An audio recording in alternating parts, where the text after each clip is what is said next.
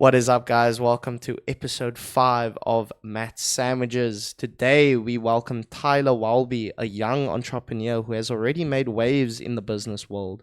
With his unwavering determination, innovative mindset, and a relentless pursuit of his dreams, Tyler has defied conventional expectations and emerged as a trailblazer in his field. Join us as we delve into his extraordinary journey and gain invaluable insights from his experiences and accomplishments. Welcome, Tyler. We ended with an oral last time. We start with an oral again. Welcome, Tyler. Thanks. Wait, I'm having the same paranoia as you last time. So let's get into exactly why we got you on the podcast today. What exactly you're doing?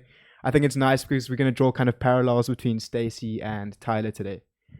Stacy with the more experienced business knowledge, and now we got the young guns coming in here. Cool, man. So I've had a marketing agency for about a year now. Working in appointment setting and outbound, getting leads for clients.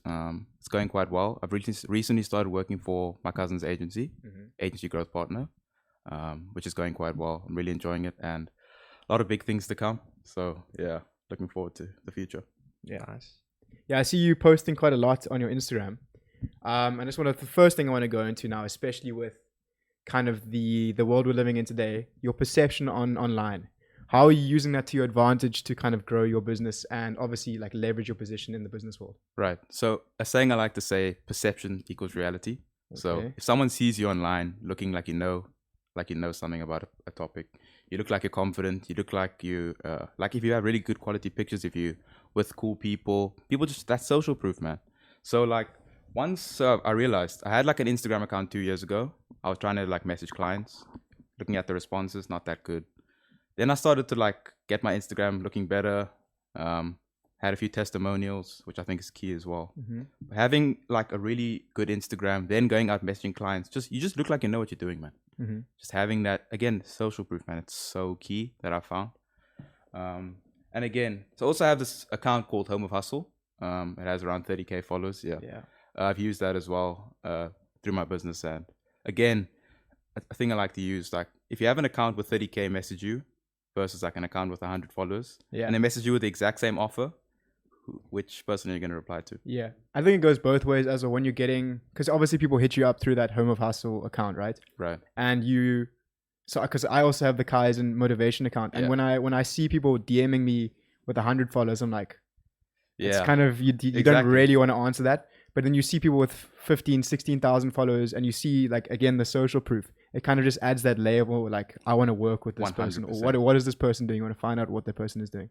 But how do you kind of cut through the noise? Because people can have 16,000 followers and post pictures of like their babies every day. It's like, and no, that's not going to help your business. So how do you cut through the noise of which account should I be engaging with when they are kind of bigger accounts? How do you cut through that kind of thing? The thing is, so I try and stick to like one niche. And then like, so that account's really like motivational business. And the thing is what is helping me. So I'm really looking for clients in the business like field. So if you're posting things about business, motivation, and then what I also do is I post on that account of my clients. So I like promote their stuff, and it's really to their niche as well. They in the business field, they in the motivation field. So when I post like for them on there, it's like the engagement's really good because it's in the same niche, which is what I found. So that's why I have that account. Okay. It helps with outbound and getting leads. So yeah. So you get leads through your Home of Hustle and through your personal account? Both, yeah. Okay, but the personal account is quite a bit smaller. So how are you trying to approach sort of these bigger clients with your personal account when it doesn't have that kind of bigger following? Yeah, so it's, again, what I actually found is to be more personal, send voice messages. Okay. Through that, I found really works, man. And then it's all about the amount that you do.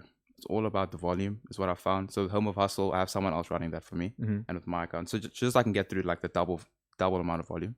So I can send 60 DMs instead of 30. That's why I use my personal account as well. Oh, so you have people sending DMs for you on the Home of Hustle. Yeah. So it's as much as it is a business account, it's also kind of a way for you to create lead gen. So it's multi-purpose. Yeah. So you don't have a bigger vision with the account, really, other than lead generation. Yeah, I do like some promotions and stuff on there. Okay. But again, it's just having an audience and what you can do with that audience with my current business model. But again, in the future, I'm always looking to expand and grow the account. Yeah. And I understand that you're not just a businessman, you're also studying currently. How on earth are you balancing those two things at once? I don't know. No, it's tough. I must say. But again, like I have college 4 days a week. I'm studying a BCom in marketing at the moment. Okay. And I usually do my college work in the morning from like 9 to 12. College usually ends around 1, 2. And then I go home and work from like 2 till 7, 2 till 8. That's because also what I found is a lot of my clients, a lot of the people I'm messaging are in the US, and they're waking up when I'm getting home from college. So when I'm sending those DMs, they're waking up. Yeah.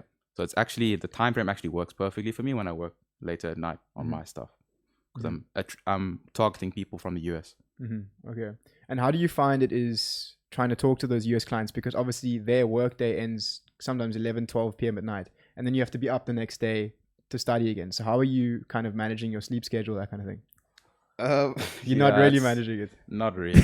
Sometimes I'm going to bed 2. Sometimes I'm waking up at 5. So it's like, again, and the weekends I try and catch up on my sleep. Okay. Yeah. And then in terms of taking care of your body and stuff, that's also really important in the business game, and also just the mental health kind of game. How are you also adding in that with your school, with your work? How are you kind of balancing all three of those things? All of that, I just make sure I do one form of exercise a day. So if that's a run, if that's gym, weights, anything, man. It's so good for your mental is what I found. It really works together, mental and physical. That's what I found, man. And I want to go back to your Instagram again. I see you go to kind of like these I would say upper class kind of restaurants.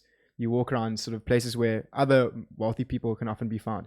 Is that deliberate? Do you think being in those kind of places sets you up to, first of all, think like wealthy people, but also meet other wealthy people that can personally probably help you or even become a client? That is 100% the reason. Yeah. It's like just being in an area with a lot of wealthy people, just seeing how they think, how they move, like it just creates a whole aura of like, oh, I need to make money. This is like, it's insane, man. And like, I would really recommend anyone just go to some nice places, like order maybe a water or order something like a small meal or whatever. Just be in that environment, man. I found that it's really cool. So you're not actually talking to the people most of the time. It's just being in that environment kind of inspires you to push harder. Yeah. Okay. Nice. So obviously in this field of work, you have to have a lot of people skills. It's about making connections, people you know. Have you always been a people person, or was that something that you've actually developed on your journey? Yeah, I would say I've always been a people person. I've always been a nice guy, always looking for a conversation. Like when I'm by myself, I'm very to myself, but when I'm with people, I'm very like extroverted. When I'm with other, it's usually like with people I trust, people that I'm friends with, then I'm very extroverted. When people I don't know, that's what I'm working on right now. People I don't know, I'm quite introverted. So that's what I'm working on at the moment to help me. Okay. And then you said you wanted to go into maybe sort of a sales position. Before the podcast we were speaking. And to be in those kind of sales roles, you have to be quite confident. You have to be quite outgoing. So how are you working on those skills specifically to make sure that when you do push into those sales positions, you can relate to people and show that you know what you're talking about without sort of going back into your introvert shell? How are you working on just those speaking to more people? Speaking to more people. Getting on more calls. Yeah. That's the only way you're going to improve. Yeah. Just the volume of speaking to more people, getting on more calls, speaking to a wide variety of people, because also handling objections as well, man. Like just hearing more, because then if you speak to more and more people, you start to recognize patterns, what questions people will ask, what their cues are, what they like to hear. So it's a whole game. So I'm learning it, but always looking to improve. Yeah, that's good. But then say now you've got, again, I'm gonna go back to the school, work, gym, looking after your body. You said to me, you said before the podcast to me that you actually ended up in hospital the one time from stress. What exactly happened there, and what do you think pushed you to that kind of limit? Yeah, so I wouldn't normally bring this up, but I think it's something that people need to hear because a lot of people are going through stress and they don't like to speak about it. It was a lot of just comparing myself to other people and like me needing to reach a level like in my head, like if I don't reach there, I'm a failure.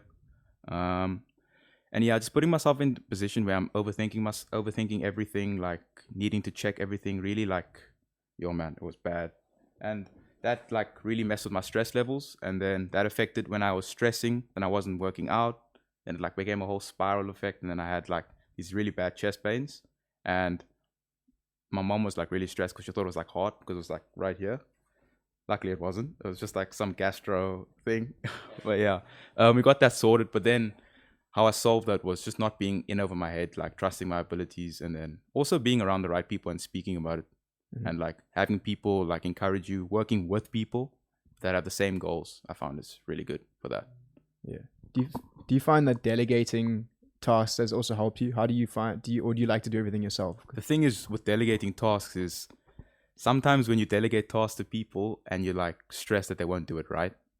So it's like delegating, but delegating to the right people and making sure they know exactly what to do. Then it's okay. But like just delegating, like just for the need of it, for the fun of it, it'll stress me out too much. Making sure I have the right people to delegate to is important. And that you spoke about that struggle with comparing yourself to people.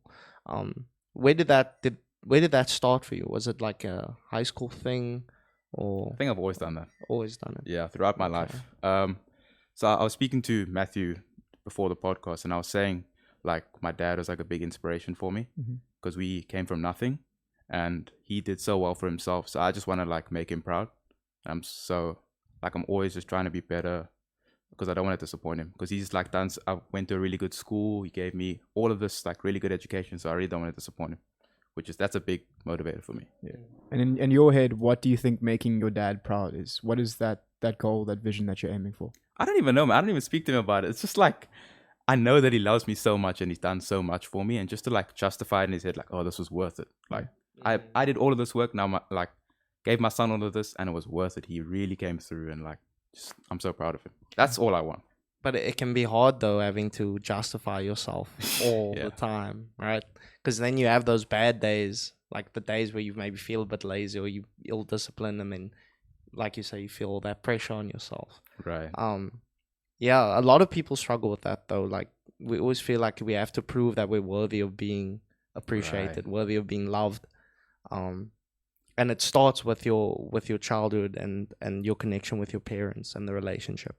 And I've seen, we had Stacy on the podcast before. Her son is also kind of in that similar situation where he feels like he's got this chip on his shoulder and he needs to prove himself that he's just not life wasn't given to him, that he can earn it. Right. But it's like hard getting that balance where you need to also appreciate you are who you are, and whether you like become this big success or not, you're worthy of being loved by the people around you, you know? Yeah. The thing is, I'm also like the oldest child. So I have two younger brothers. I have a 16-year-old brother and a 3-year-old brother. And I also want to set the example for them as well. That's a big factor for me as well, because I want them to look up to me and like, oh, I want to be like him. He's doing well, so I need to do well. I don't want to be that bad role model for them. Yeah. Do you plan to use your degree, the marketing degree? My dad watching this. Maybe it's something. It is gonna be something that I have on paper. It's something that you speak to people like I have a degree, they maybe treat you with a bit more respect. Yeah. In that sense, like just like getting into conversations with people, them like trusting you more, that you have this background, you have the space. Am I planning to use it in like a sense of going for a job? Applying with your degree, yeah. Maybe not. That's not really the goal. My goal is to, when I'm finished with my degree, for my business to be thriving and just going straight into that, doing that full time, putting all my effort into that. That's my goal. But again, if the business doesn't work out, which it won't, because I'm putting so much effort into it, then yeah, of course I'll use it. And do you think that's sort of an added pressure for you, that you're not planning to use your degree, so the business you're working on now is kind of like, it has to work out because my parents have spent all this money, if I'm not going to use it, I better make it somewhere else? Is that kind of that added pressure? Yeah, definitely. Because like I'm studying at this college in Salt River, like it's a private college, so it's not cheap. Yeah. So definitely I feel that added pressure. But I think a little bit of pressure is always good to get you to like do this stuff. If you don't have any pressure on, you're not really going to do any work. Yeah. Are you? I just want to ask, so when you add that, I'd say it like was almost like a burnout where you had to go to the hospital. I would call it that. Feeling all that pressure.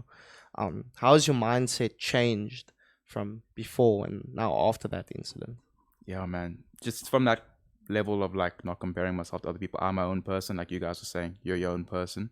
And then just having people around me and working together with people, having like-minded people like you guys. Always encouraging each other. If you have something that you're struggling with, helping them. And I feel you grow a lot faster when you have people around you working together with the same goals. Yeah. And so, what steps are you taking now to manage that pressure better? The thing is, like I said before, when I started to feel a little bit stressed, I would also like eat a lot as well. I would like not exercise, so just exercising and like speaking to people. Again, like also finding, I wouldn't say therapy, but like finding someone that you can just speak about your problems with. I have someone like that. So that's awesome, because we spoke about this before, where we talk about, well, is it better to when you go through a troubling time, isolate yourself and process your thoughts. But clearly you're saying you found benefit in having someone to express what you're not feeling. Not necessarily someone, but just people that you trust, right? That you can just say your troubles, everything that's going wrong in your life, man. It's so important. Yeah. What do you think are some red flags or people that like, say you're looking to expand your friend group, right? What are some red flags that immediately you weed out? Okay, I can't be friends with that person, or I can't be friends with that person because they're going to lead me down this path, which is a path I don't want to go down. I wouldn't say a red flag, but someone that like parties a lot and like is always out, like never, like that's what they look forward to. They just do that every single weekend because like your work is number one. But a lot of those people, that's their thing. They just go out to have fun. I would say that's one thing. Like lies, talking behind someone's back. So if they talking about someone else when they're not in the room about stuff that they wouldn't say to their face, that's a big thing for me. Trust is a big thing for me. I've had a few trust issues in my time, so yeah, that's a big thing. That is huge. But don't you think, obviously, with someone that works as hard as you, it's good to sometimes have a day or two, or not just maybe a day or a few hours a week where you can just unwind? And don't you think that some people use that going out experience as a way to unwind? I can 100% see that, but if you're doing that every night, then maybe not. Yeah. But the thing is, I don't want to lie on the podcast. I have had periods where I've just procrastinated and done nothing. Yeah. I'm not perfect. It's just finding that balance again, like what works for me.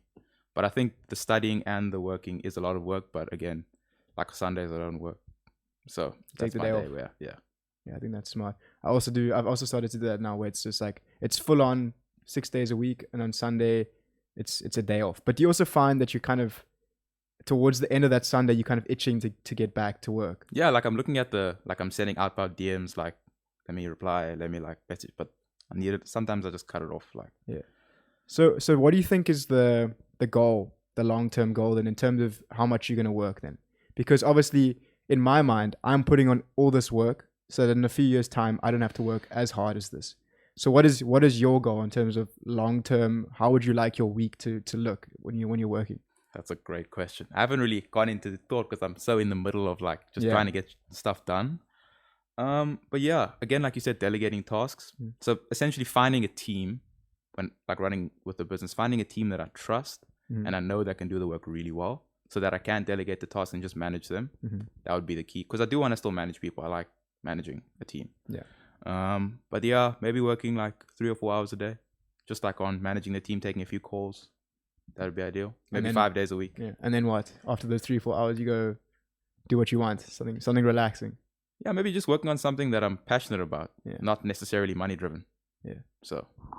Yeah, we kind of had this conversation a lot in our family. It's like, is your goal financial freedom to then pursue your passions? But then other people take the other route where they make their career their passion, and that's how they find fulfillment. Yeah, I think people always say like do something you like, but I think once you get good at something, you end up liking it. That's just my personal belief. Like it's true. See, I'm really getting good at this. I'm loving this. I'm getting good at like this weight training. I'm getting good at this movement. Then you end up loving that kind of training. So I think that's a bit of a misconception. Yeah. But yeah. I also saw a video, Iman Gadzi, when talking about this exact topic, actually, about doing something you're passionate about. And he says that as soon as you add money into things, it kind of sucks the passion out of it a bit, because it's no longer, I'm doing this because I love it. It's like there's a bit of kickback in what you're doing. Do you think that holds true for what you're doing? Yeah, I would say so. Yeah, as soon as because then that's like the goal. What you're doing, you're always looking at money. Yeah. Money is the only thing you're looking at for that specific task. So then essentially your whole day is just revolved around making money. Yeah. He's also one of my inspirations, Iman. Yeah. Gadji, yeah. I like that guy. What is it about him that that stands out for you? Because he was like when I started watching him, it was like 2020. He was like 20 years old, making all of this money. And I was like, what? In like the online digital. And that is when it was new. Now the market's so saturated. Yeah. He was like one of the first people. I was like, damn, this guy. And he like so knowledgeable about everything. I was like, yo, I want to be like this guy. So that is one of the main people. Yeah. And I also see that I think most people when they are high performers have their vices. Like Gadzi has his cigar collection, that kind of thing. What would you say some of your vices are to help you handle with the stress of like all that's going on in your life? He's looking at the camera. Dad's watching. I don't think I really have any. Like I used to be like gaming. Yeah. But like I sold my Xbox. Yeah. Why'd you sell your Xbox? I don't know, because it's like I used to like a task wasn't getting done, and I was like, oh, this work is so boring. Like, oh, I can't do this work. Then I used to play Xbox. So you'd procrastinate with the Xbox. So then I found that was something I used to do just for like, because it was so, like I enjoyed it. I had an Xbox since I was like 7 years old. That was like my wind down time. Mm-hmm. But yeah, I started to use that as a procrastination tool. So I kind of took it out of my life. Mm-hmm. Okay, and then I want to go into the next topic is, what do you think are the biggest distractions when trying to achieve a goal? What do you think for you personally, to start off for you personally, what are the biggest distractions for you? Wow. I think a lot of people would say like women, drugs, like alcohol and stuff. I think women can be a distraction.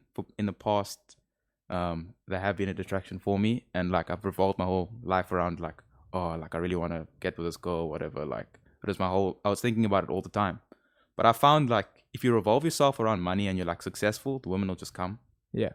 And they'll just like want to the women want to be around people that are successful and improving and doing well. So if you just work on yourself, then I think the woman will come. I think it's not just women though. I think it's when you have a passion, when you have a drive, when you have a path that you're traveling on and you're dead set on achieving a success in that path, people are attracted to that kind of thing. Yeah. People love when you're passionate about things and they love to be involved in the journey of that. And I agree. I think women can be a distraction sometimes, but I think the right woman can only add to your journey. So it's also like, it's like kind of it's that difficult balance of like, I need to work on being good at what I'm doing, but also like building relationships with people that could be important in your life. How do you think you kind of strike a balance between those two things? Are you like, do you find that you delegate time in a week to socialize with specific people? How are you balancing those two things? Well, I kind of do socialize at college. Mm-hmm. That's usually my time because college is a lot of young people. So I usually spend like a few hours like just speaking to my friends at college. Mm-hmm. I don't really have a lot of friends, but speaking to people at college, like listening to what they have to say. But the thing is with me, like what I found, people at college, they have kind of different like goals to me. It's like their goal is just to like, I want to finish this degree. Mm-hmm. Like I want to get this waitering job. Like I want to get this waitering job at this cool place, which is cool for some people. Like that's sick. Like that's your goal. But it's just like, we kind of have different like goals, and it's difficult to create conversation and like mend with people, like create relationships when you kind of don't really agree on a lot of things. Yeah. But I kind of just speak to them about like stupid stuff, like soccer or, you know. It's a nice way to switch off, I guess. Yeah. I mean, no, it's interesting. Like a lot of people say goals are distractions. And I think a lot of the times guys that get on this like ultimate discipline and focus on your craft kind of thing, like I think there's multiple ways to work on yourself. You know, you don't just have to be on your grind all the time. And I think what having a woman in your life does is, or a partner, it's about building emotional intelligence. You know, it's about how to deal with that kind of stuff. Because I see it a lot, like you get these ultra successful people in their careers, but then when they're in a relationship, they don't know how to, they don't know how to negotiate or negotiate in the relationship. They don't know how to show their love towards someone because they don't have the practice, you know what I mean? Because they've just been on the grind. So I wouldn't like discourage. I think a lot of people discourage that, like don't get a woman in your life, focus on yourself. Yeah. But there's a lot of emotional growth that you can get from that. Yeah, but I also think I'm still young. I'm 20 at the moment. For sure, yeah. So I haven't really experienced a lot of like relationships with women, if I'm being honest. So that's definitely a side of me that I need to work on. Right. See those benefits like you're saying. I haven't really seen that. But again, I've kind of closed myself off to that. Maybe I should open myself up to that. Always looking to... Because I spoke to a high level business guy, and the one advice he gave to me, and he was like, I wish I dated more. And when I deeped it, I was like, okay, I see what he's saying. Like, because from my first relationship, I learned like so much coming out of it. And then I was like, wow. And now, and there's like a new mindset I have now for the next relationship I'm going into. So I can only imagine if someone's like, inexperienced completely, and then they just hop into their first one at like 20 odd, like your emotional intelligence or you haven't really been tested. You know what I mean? Yeah. So like that's why I like to encourage people to get out. Yeah, I think one of the reasons maybe is because I only really had like one real serious relationship, and it was quite cloudy at the end. So kind of like clouded my judgment on what like a good relationship is and like what you get out of a relationship. Yeah. And I've only had like a few in my time, so it's like maybe I need to put myself out there more to experience that. Definitely. Did he go into specifics about what exactly he regretted about not dating more? The experience, the knowledge that you build up from it. But what kind of knowledge do you think you missed? So, for example, you learn how to, like, especially in your first relationship, you can get caught up in like what's the word when you're just like in love but you're not really in love. Infatuated. You get really infatuated. So there's a lot of things that you just glaze over, like setting boundaries for yourself. Right. Focusing on do they have the right values, because sometimes you get so infatuated you glaze over those things and then it comes back to bite you at the end. And so what he was saying is the more experience you have, the more you realize you can contain your infatuation and really see this person for what they are and not just be rose-tinted glasses, they're perfect. Yeah. You know what I mean? I think that's important, not just for identifying a good relationship, but also just people in general. I think especially you'll notice in the business space, you have so many people saying, I've got a Lamborghini, I've got this big house. But then when you look behind it, they've rented the Lamborghini, they've rented the house, they've probably paid the people around them to be there in that video that they're now putting up on social media. That's another thing, like a massive, massive thing I've noticed online. So I think, it's important to engage with people and get to know them on a deeper level to kind of really weed out the good and bad of people, to understand exactly who you want around you.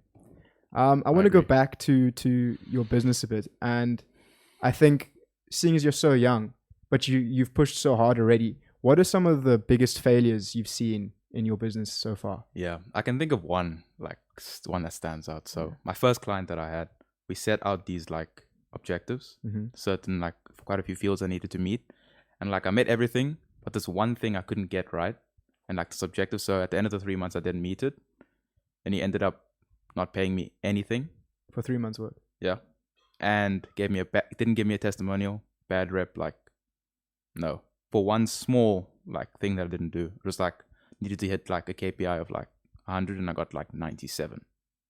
Damn. So it was like, this business is really cutthroat, and like it's taught me a lot about like taking accountability for myself. Yeah. Like, because that was probably like the harshest I was looking forward to after those 3 months I was getting paid. Didn't get paid. Yeah. How do you think you can protect yourself in future from that kind of mistake? I think, again, hiring a team, delegating tasks, doing more volume, because that was my thing in the beginning. Like, I was sending out as much as I can, but it just wasn't enough. So learning from that, because my whole thing is just like outbound lead gen, just getting volume out and then sending the right messages, and then learning cues of people, how to get them onto a call with someone. But I learned a lot from that experience. It was, imagine. Yeah. I know you say you're only 20 years old, so maybe you haven't really deeped it or thought about it, but what is like your ultimate, like your purpose with what your business is? Like, what's the end goal? It's a deep question. Yeah. I think, honestly, what I'd really want is to have a business where my 2 younger brothers are working under me and thriving themselves. So I'm in a position to have a really well-run business, and then having my brothers working for me or working with me and them thriving. Because I don't want them coming into an environment where it's like bad, like the business is doing terrible. Like, I don't want them I want them in a thriving environment. I think that's really the end goal. My brother will probably be like, listening to that, but that's the truth. So it sounds like you really are like you're a family guy. You want to build like almost sounds like a family empire where your whole family is working together and you guys are just achieving your goals. It's something that my dad's doing. He has a construction business and it's a family business. He took it over from my grandfather, recently retired, and like it's really and I worked there in my gap year, which was quite a thing. I learned a lot about a family business, which is, we can get into that if you want. Yeah. But yeah, it's just so cool, man, having your whole family like working one business, thriving, like it's the best. Specifically with family businesses, I've always heard from other people, don't hire other family members. So how, especially with your experience in a family business like that, how do you think they manage the relationships of the family in that kind of thing? It's crazy, dude, because it's like when do you talk about certain things? Because it's like when you're at home, how much do you speak about business? Because it's like, I don't want to point out my dad here, but like my dad, so my stepmom and my dad run this business, and like a lot of the time when they're at home, they're speaking just about the business. So it's like difficult to manage like personal lives, business. It's all like, it's kind of like clouded into one thing. Yeah.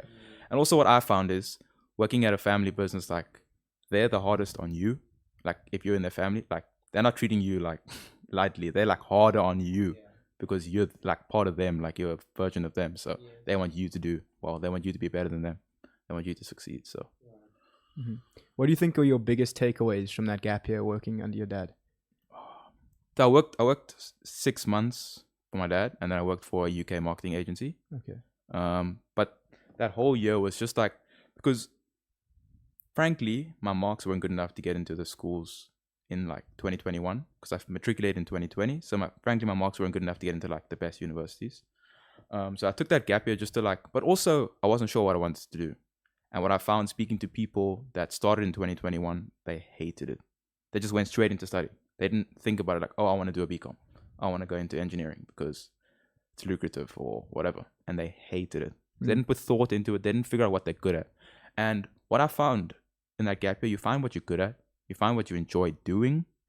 And you find like the people that you enjoy working with, the types of people, relationships. So I learned a lot, man. And what I wanted to say is I would recommend, unless you are dead certain on what you want to study, like dead certain. That's what I wanted to do since I was 10.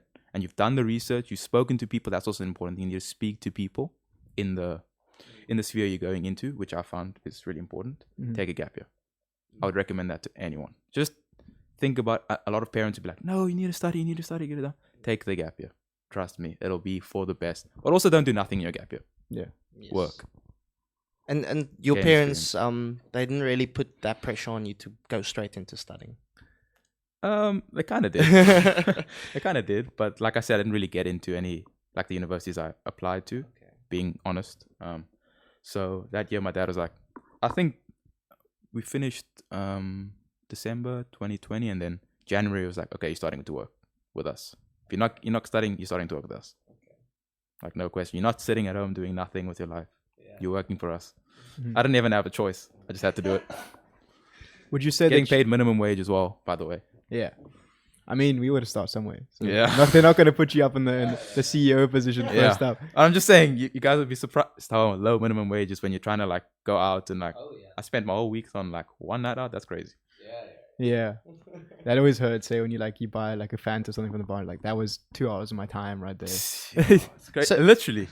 So your parents like super strict. Like there's no like allowances or anything like that. You got to work. No, everything. I get like money for like transport. Like that's the only money I get. But then I'm under their roof. They're paying for my food and stuff. So I haven't moved out yet. So. Yeah, but you'll be surprised. Like kids, they get. I've heard some kids with crazy allowances, bro. Like more than what I earn. I'm like, oh, just the needs, the needs. Exactly. That's all I get. That's fair enough. Yeah. Would you say that your dad is your biggest mentor in business and sort of in life? Or would you say there are other people that have helped you along the way? Oh, 100%, my dad. 100%. Because he's the most busy person that I know. He's always looking to speak to someone about getting a new job, like getting like improving in his business in one facet. And we started selling these like last year. We started selling these Wi-Fi backups. We bought it from China. I saw those in your story. I was like, what kind of side hustle is this going? Yeah, that's something else we could speak about. That's something else I'm doing. That's what's my dad. So we bought like 100 units from China, selling them. I wouldn't say how much money we're making off them. It's quite a big margin, which is quite nice. And just working with my dad, and he's like, oh man. And anything I want to do, he supports me. Like he's funding my studying. Just being honest, he is my inspiration, 100%. Also, shout out Ethan as well. Yeah, my guy. Yeah, I think mentors are so important. And I think, again, like the only way you can find those kind of mentors is expanding on your network that you currently have, and also putting yourself in those positions like you do, like going to those high-end restaurants and just listening. Have you ever met someone at those high-end restaurants that you've actually then built a deeper connection with to become like a mentor or something like that? Have you? Not necessarily like built a deeper connection, but I've spoken to people and then like, what do you do? What do you do? Like, what are things that you've done like to help you improve in life and whatever. Like just that small advices like that, which has really helped. But just like being there, it's just like not clouds your judgment, but like people operate differently, like at the top level, man. It's like they're there just to like get, like that's work. Like they're there to do like a meeting, or like they're there to like speak to their goal. Like everything's work for them. Like sleeping is work, working out is work. That's what I found with these like high-end people. Everything's work. Everything's towards one thing. Yeah. How do you find you're able to break the ice with those kind of people? Because there is kind of I would say like a business status gap. So how do you find that you're going into these conversations? But I think that because you're there as well, so they treat you with a bit more respect. Because if you're like on the street, it's different. But like if you're already there, they assume that you're doing something well with your life, or you're like succeeding in a certain facet. Yeah. So if you just like go up to them, or you like nod at them and like, hey man, how are you doing? Whatever. You walk past them, whatever. Just going up. Just that's also what I found has helped me in business. Just like going up to people and speaking to them helps me with my confidence in speaking. Like going on this podcast now will help me with my confidence. So just any interactions you have, new interactions with people, helps with confidence a lot. So I'd highly recommend that. Has anyone ever approached you, come up to you first? Yeah, maybe a few times. I don't really recollect anything like vivid. But what I found is with my Instagram account now that it's like a bit better, like it's more, the pictures are better quality. People are coming up to me offering me like, oh, come to this event. Like we want you to sit in the VIP. Like, can you just promote this for us or whatever? Through your Instagram. Yeah, my Instagram, not even Home of Hustle, my Instagram. So just what I'd recommend, just improve your quality of your pictures, improve the quality of like your stories, just everything. Make it like clean, make it neat. Like don't have like 100 pictures of you just like smiling at the camera. Have pictures of you doing something. Have pictures of you in like nice areas. Like make it look like, even if most people are actually doing cool things, they're just not taking pictures. Yeah. So just take pictures of it and like post it and make it look like you're doing something with your life. Because then people will see them like, oh, this guy's doing something. I want to speak to this guy. He's doing well with his life. Right. Yeah, you got to play the social media game, bro. That's just how it works. Like I said, perception's reality. So if someone thinks you're doing something well, like they think it, that's their reality in their head. You're doing something with your life. Which is what I found. And obviously social media is important. So do you think maybe that could have played a role in this like whole like trying to compare yourself to people? Do you think that maybe played into your mindset? 100%. Right. Yeah. So I'd recommend not like scrolling on Instagram, looking at people's pictures, just like your DMs. But it's difficult to not like, you see like one girl's story, like let me just check. Then you like scroll everyone else's story and like looking what they're doing. And you're like, oh. Yeah, no, social media is one of those things. I always say with these things, like they can be very useful tools. Right. But you need to have the discipline, the self-control to know how to use them right. Yeah, and I'm not perfect, man. For sure. Yeah. I've gotten a lot better with Instagram. Like I've learned how to use it, how to leverage it, but it's still like it still cloud my mind a bit. You mentioned that one of your idols and one of my idols too is Iman Gadzi, and obviously he's pretty much almost our age. Do you ever get the feeling of kind of insecurity looking at him and like, well, he's 23, I'm 20. He was worth this much when I'm 20. Why am I not like that? Do you ever get that kind of sense of insecurity? I used to. Like I said, I was comparing myself to people, but now also just compare yourself to anyone else that's our age. Like you're doing so much better with your, not doing so much better. Obviously, a lot of people have good things going on with their life, but it's just like, in comparison to everyone in the world that's my age, I'm probably doing a little bit better because I'm actually going to a goal, like improving myself every day. So like if you use that mindset, then it helps. But like if you're just comparing yourself to the best person, like that's between the ages of 20 and 25, it's not healthy. Yeah. It's again that thing about, being grateful for what you have. Exactly. And that's about, being grateful for, wow, look how much I've actually traveled in my life. I mean, I always say people are on their own journey. Like Gadzi had his journey. Right. His journey is not your journey. You're on your own path. Yeah, but people don't realize that guy started at like 14, reading like 10 books a day, just working all the hours of the day, and he was still in school. People don't realize that. They just think like, oh, this guy came out of nothing. He's like doing so well for himself. He must have cracked the code. No, it was hard work from the age of 14, like all day, every day. That's why he always says in his videos, extend your timelines. Because what people see is he's 23 and he's got this much money. But what they didn't realize is the 6 to 8 years before, where he was working his ass off every day to try and get to that exact position. Right. And it's the same thing, I think, with like pro athletes. Like Haaland is our age. And look what he's doing. He just won a Champions League final. But then people think, oh, he's like 22. Why am I like not in a Champions League final? Why am I not that good? But they probably didn't see Haaland training till 9 p.m. every day, kicking the same shot 116 times into the goal. People don't see that. They just see the end product and like, well, why am I not like that? Why can't I be that good? Definitely. I think it stems like it brings a lot of insecurity on people because they don't consider what's gone into that end product.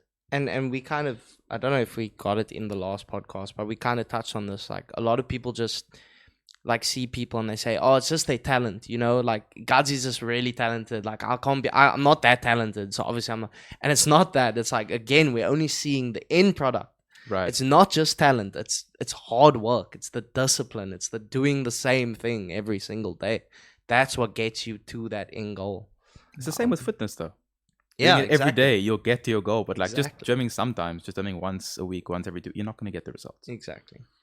But it's important to like that people understand. People are not just talented. You don't get to the top because you're just talented. Like you just have to put in the hours. If you want to be really good at something, spend a lot of hours doing that thing. You can get somewhere if you're talented, but if you're not consistent, you're going to fall off. That's the thing. You get that with footballers, like they're talented, but like they don't put in the work. Like example, I don't know if you guys know Dele Alli. Yeah. He was That's like a very this good insane example. wonder kid. That's a sore point for Like me. 20.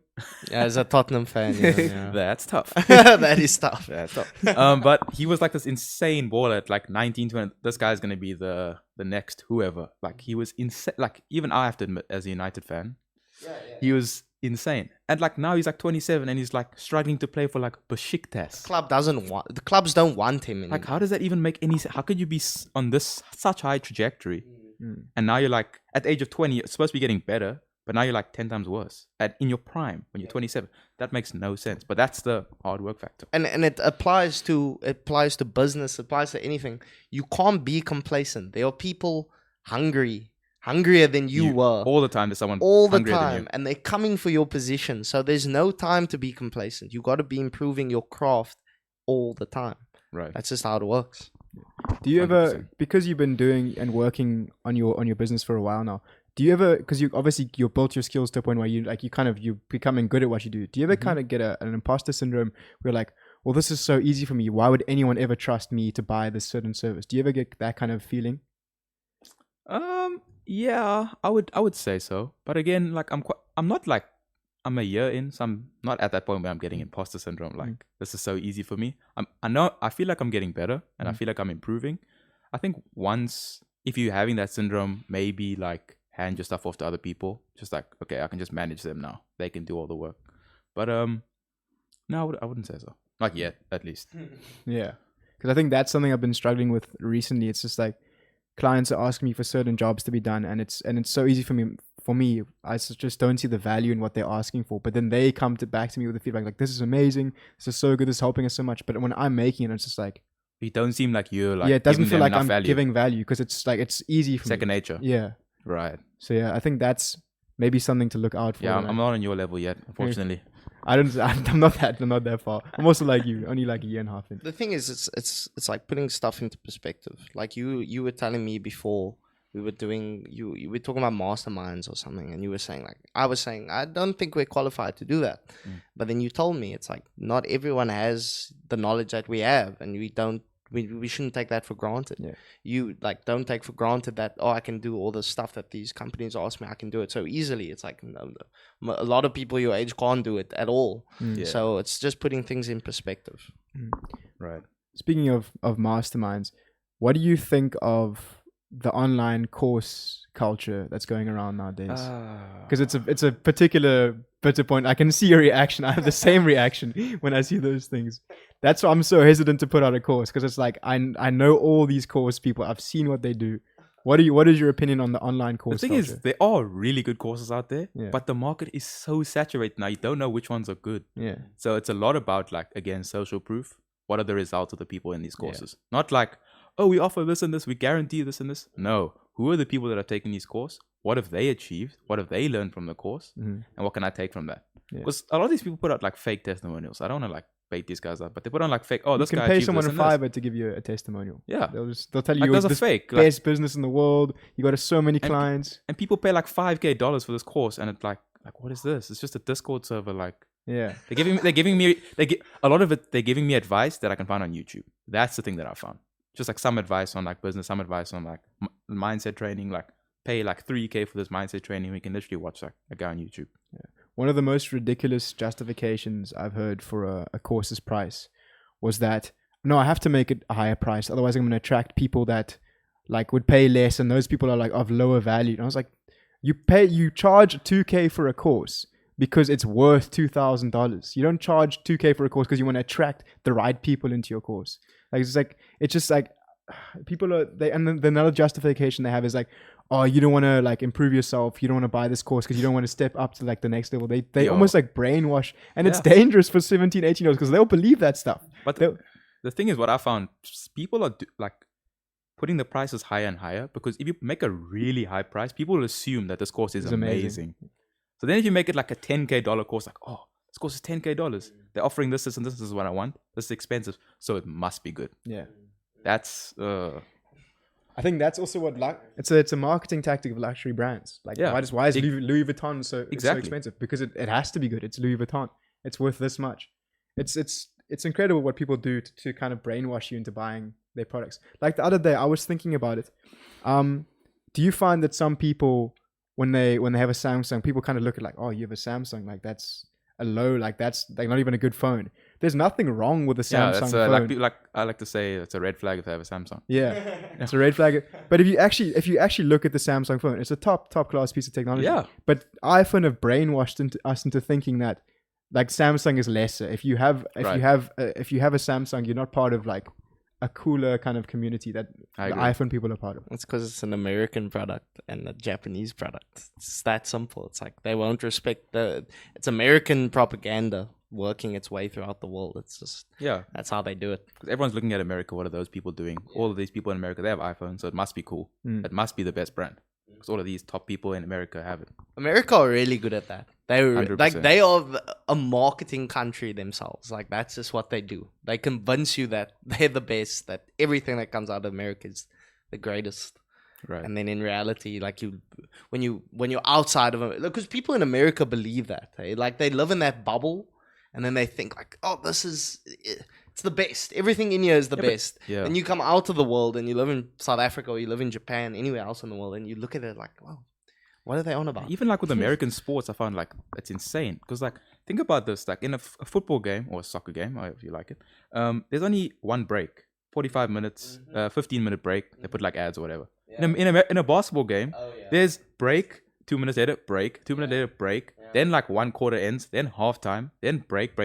Even in the NFL, every play they stop for a break, ad, more money, marketing. It's so smart. It is. But for me, as someone like, I'm a basketball fan, I find it so hard to watch. Bro, it's jarring. That's why I have to record the game and then I can fast forward. Yes, that's I can't watch it live. Yeah, it's like the finals or something. It takes like 3 hours to watch a game. It's 12 minutes a quarter. Bro, it's 48 minutes and it takes 3 hours. Literally, bro. That makes no sense. It's so frustrating. And then on top of it, it's the timeouts and the... Yeah. Oh, yeah. No, but I love like the American media and like how like ESPN, those comment. Oh, it's the best. Like they analyze games. It's insane. They analyze like the smallest stats. They're going to like this. I love that stuff. They know how to put on a show. Yeah, no one puts on the show like the Americans. That's why people watch them. Yeah. But also, speaking of America and their marketing and what they've done with the sport media, pretty much they've monopolized that industry around the world.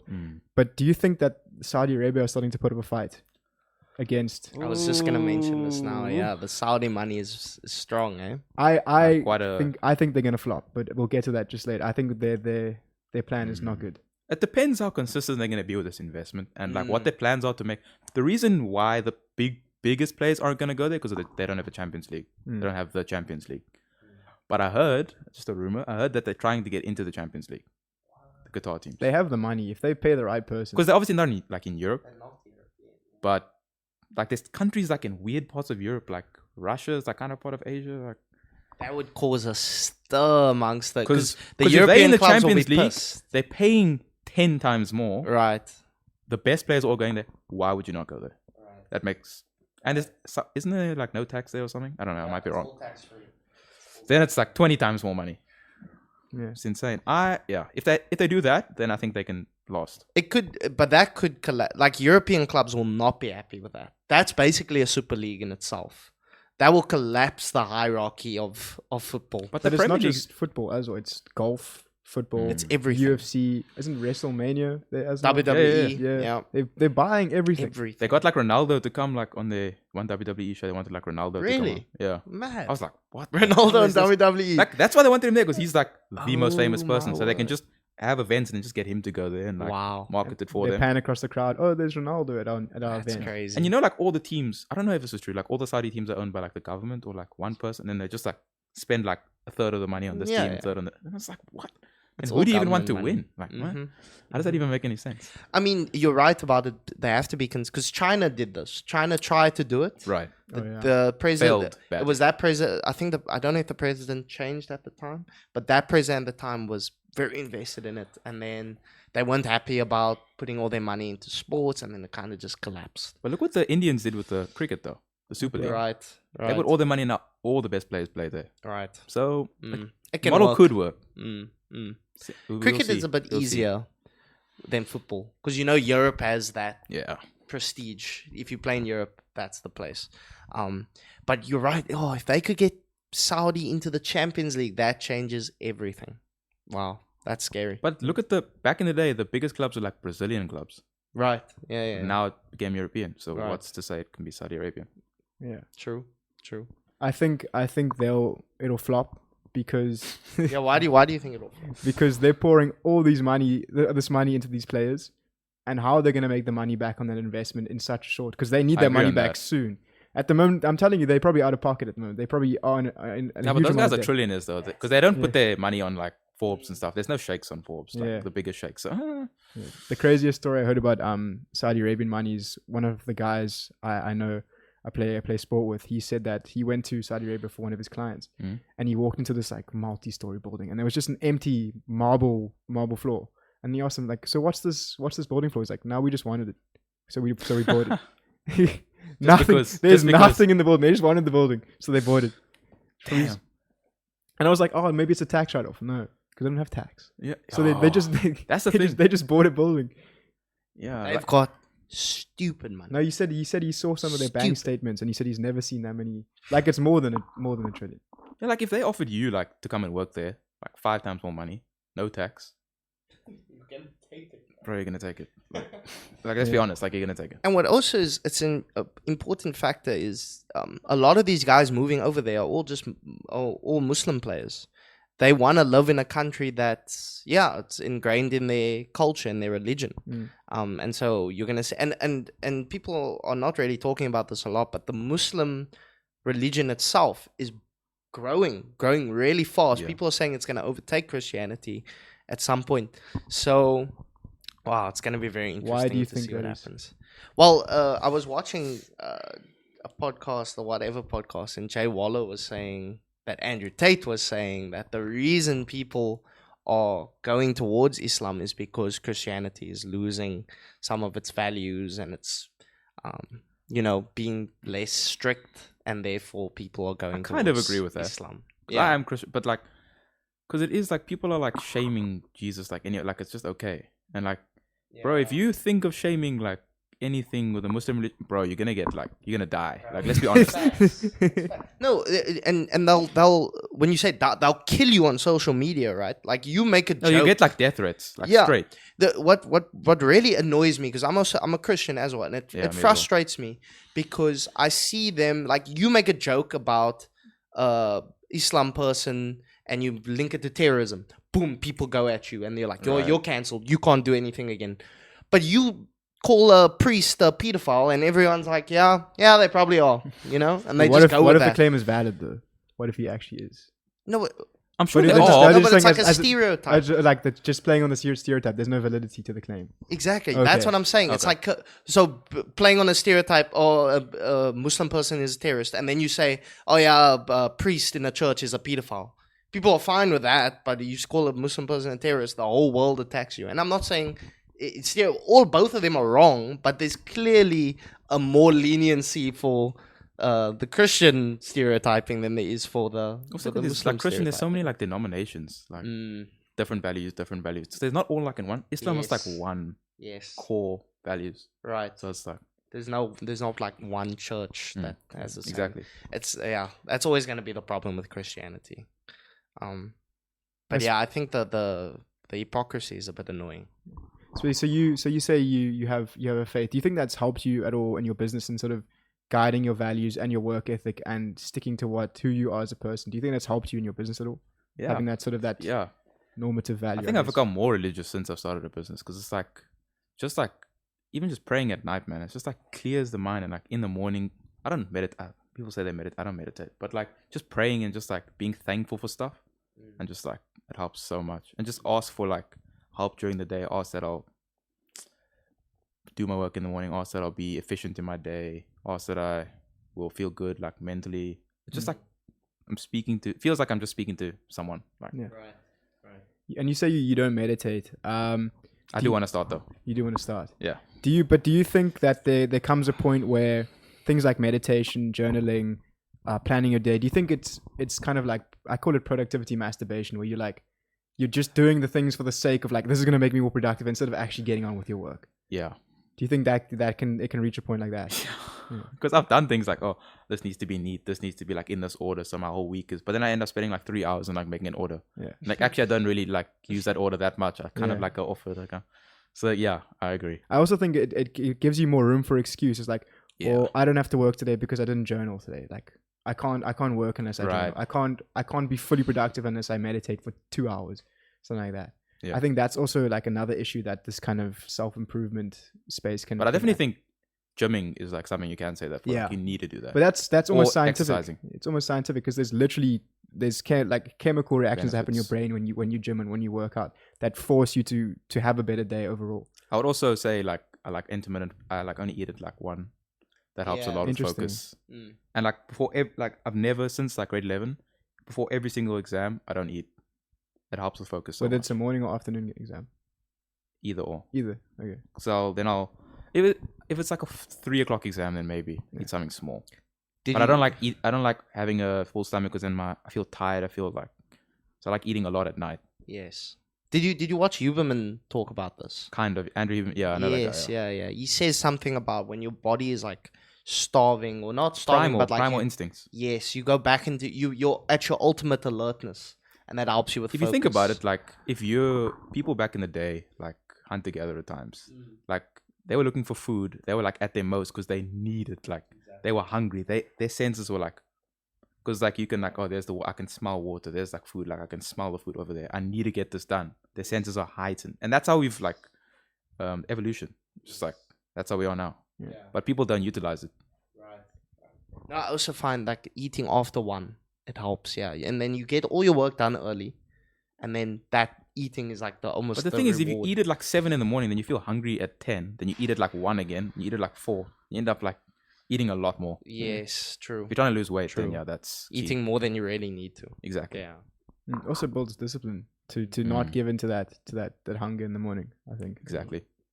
But then there's also the narrative, like I remember my teachers always telling me, you can't learn when you're hungry. You can't learn on an empty stomach. Yeah, that's rubbish. That's cap. Yeah.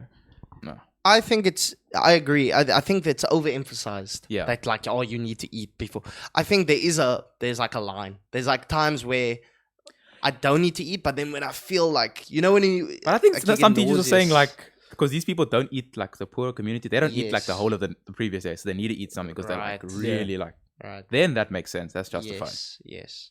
But I have gotten to it like where I'm working and I haven't eaten, and then my tummy feels weird and I feel nauseous, and I was like, oh, I can't work like this. Then I know I need to eat. Mm-hmm. But I think just drinking a lot of water helps. If you have any hunger, just drink a lot of water and then it goes away. Yeah. I should try that. There's this question I always see other podcasts ask when they're talking about business, and they always go into the questions with the big entrepreneurs, like, when is enough enough? They use that exact line actually in the Strike a Big man podcast. When is enough money enough money? When is your business taken to a point where you just say, I'm done? When is enough enough? I think Ethan said he wants either a billionaire or nothing. So his thing's like billionaire. I was like, damn, I don't know if I want to be there. But he said, like, if you put standards on yourself, like, I want to make 10K a month in dollars, right? Then, like, once you get there, you're going to be satisfied.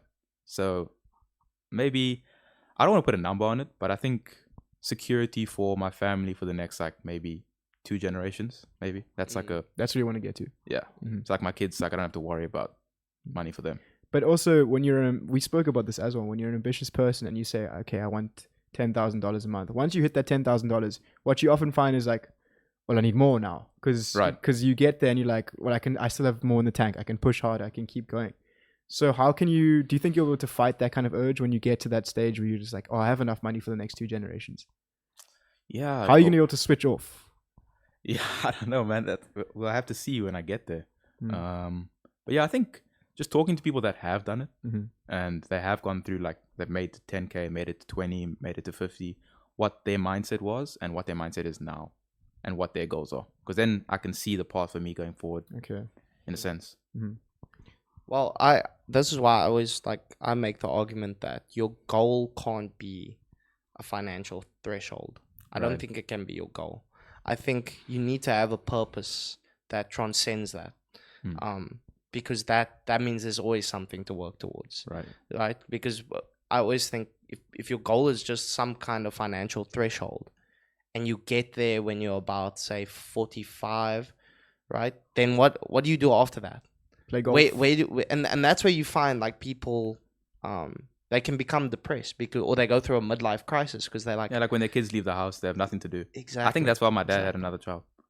Really? No, I think so. I think he just had another child. I mean, it's possible because people find a lot of fulfillment in having children and raising children. Especially so my dad's when you gonna have be the money to do it. I think my brother's gonna be like, how old is he gonna be? My brother will be 80. My dad will be like 60 something. Jeez. Yeah.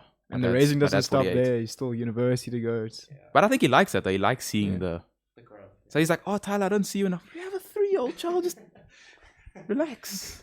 Like, why aren't you just often in? I'm like, you have a 3-year-old. Like, you have his whole life ahead of you. Ahead of him.